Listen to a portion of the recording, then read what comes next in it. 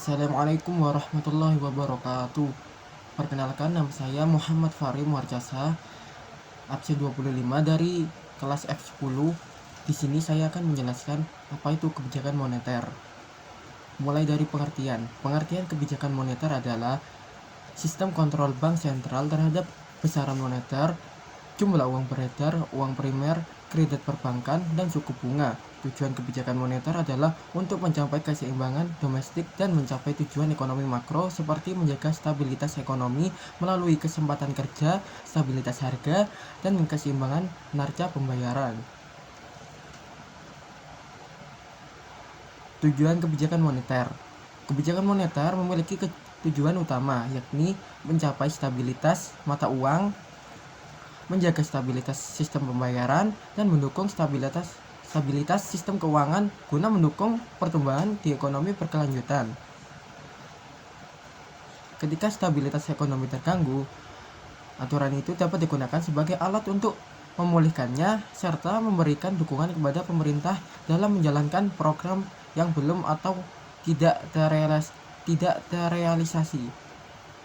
Jenis kebijakan moneter. Kebijakan moneter memiliki dua jenis. Yang pertama, kebijakan moneter ekspansif. Kebijakan moneter ekspansif adalah tindakan untuk merangsang pemulihan ekonomi ketika terjadi resesi. Misalnya, dalam situasi ekonomi lesu seperti pandemi, Bank Indonesia menerapkan kebijakan ini dengan menurunkan tingkat suku bunga. Tujuan utamanya adalah mengatasi pengangguran dan meningkatkan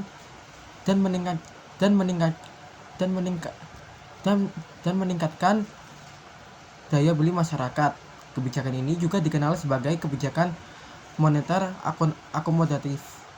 2. Kebijakan moneter kontraktif. Kebijakan moneter kontraktif adalah tindakan yang mempertahankan suku bunga jangka pendek di tingkat yang lebih tinggi dari biasanya atau mengurangi jumlah uang yang beredar. Langkah ini bertujuan untuk mengurangi pertumbuhan ekonomi dalam jangka pendek dan menurunkan tingkat inflasi. Yang terakhir adalah instrumen kebijakan moneter. Pertama, kebijakan diskonto atau discount rate. Instrumen ini mengukur tingkat suku bunga bank, di mana kondisi peminjaman dana antar bank umum kepada bank sentral dapat mengatur peredaran uang secara teratur. Ketika perlu meningkatkan peredaran uang, Bank Indonesia menurunkan suku bunga pinjaman. Sebaliknya, suku bunga kredit bank dinaikkan untuk mengurangi peredaran uang. Kedua, operasi pasar terbuka. Operasi pasar terbuka menjadi instrumen saat pemerintah mengontrol peredaran uang melalui penjualan atau pembelian surat-surat berharga pemerintah. Ketiga, kebijakan rasio cadangan wajib.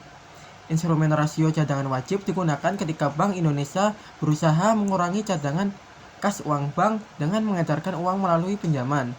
Keempat, penetapan suku bangsa acuan. Bank Indonesia mengendalikan peredaran uang melalui penetapan suku bangsa.